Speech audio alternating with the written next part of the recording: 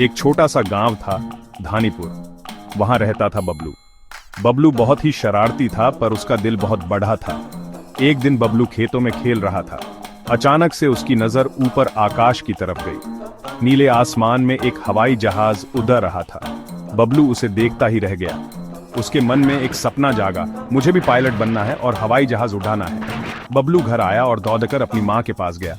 उसने कहा, माँ, मैं बड़ा होकर पायलट बनूंगा।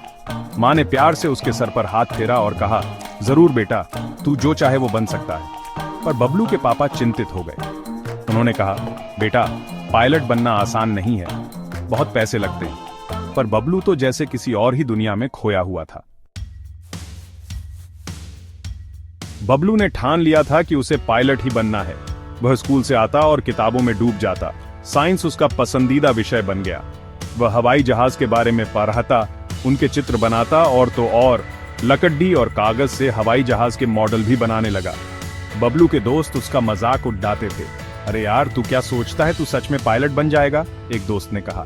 पर बबलू किसी की परवाह नहीं करता था। वह जानता था कि उसे कड़ी मेहनत करनी होगी। दिन रात वह अपने सपने को पूरा करने में जुटा रहा। धीरे धीरे समय बीतता गया और बबलू बड्ढा होने लगा। एक दिन बबलू के पापा ने उसे बुलाया।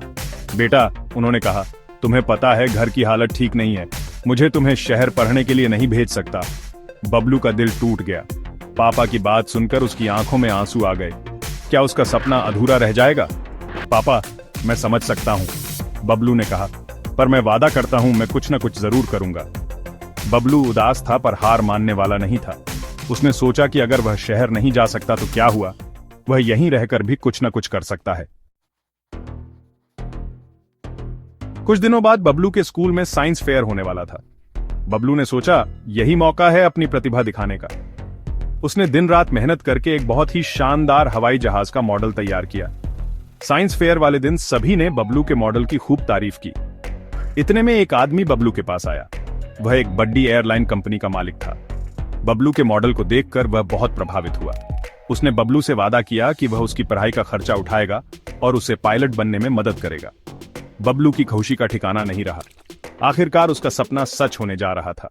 आज बबलू एक सफल पायलट है। जब भी वह अपने गांव के ऊपर से हवाई जहाज उड़ाता है, उसे अपने संघर्ष के दिन याद आ जाते हैं और एक मुस्कान उसके चेहरे पर फैल जाती है।